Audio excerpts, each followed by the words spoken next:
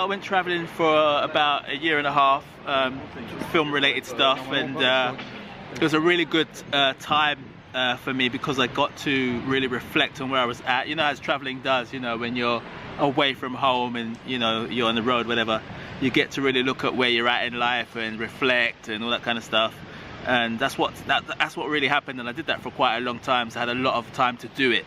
And it kind of really gave me clarity and perspective and direction on where I wanted to go next, and where I was at firstly, and where I wanted to be, and where do I want to go next, and how will I do that. And that's kind of what's happened to me in the past, in the recent couple of years, you know.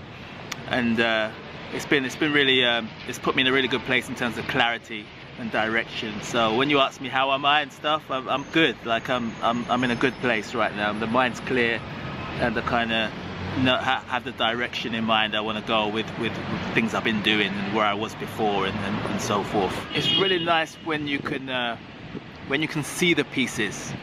Like obviously you've got to do the work and put them together, but it's nice that you can see what it would look like when they're put together, and you actually have the pieces there. You can actually put your hands on the pieces and start arranging them into the final picture that you want to create. When I refer to like clarity, it's like I didn't have that. I didn't have those pieces. I didn't know how it was going to look when they were put together. It was all over the place. Like I had to actually find the pieces in the first place. And I'll tell you one of the things that's been the best thing I've done in terms of finding that place again, in terms of connecting. It's just the greatest thing in terms of having the freedom to just put the camera on and just go and share your thoughts and ideas with the world. And it's something I always mention as well. There's two things that are happening, and the second I think you'll appreciate a lot, coming from where you're coming from and my perception of you. You know, the first one is I'm getting to satisfy my creative desires and creative needs, and that whole creative lust, and you know, that need to create, that, you know, that addiction to producing and being artistic, and that's being satisfied. One.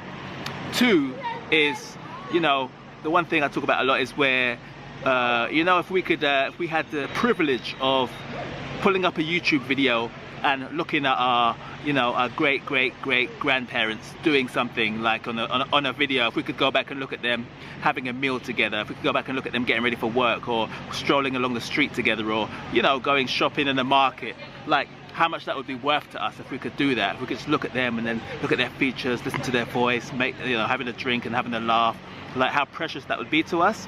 And so what's happening for me now is in creating the videos, I'm getting to create that for my descendants. I'm getting to create what we didn't have, you know. So that's the second thing that's happening, which is greater than my own self and my own needs and what's satisfied when I create. You know, I'm sure that you get that, because you understand. Yes, 200%, yes. And they live on, you know, and they're there. In your own voice, for your own creativity, you mean. Things that you can set in motion that it's in you to do. Yeah, I feel like some things are just given to us to do. I really do believe that. I believe some things come our way because we're the ones who are supposed to deliver that thing, create that thing, share that thing, preserve that thing. We're the ones who are supposed to design that, you know? And if we don't, then it just doesn't happen, you know? And given to us specifically to live out.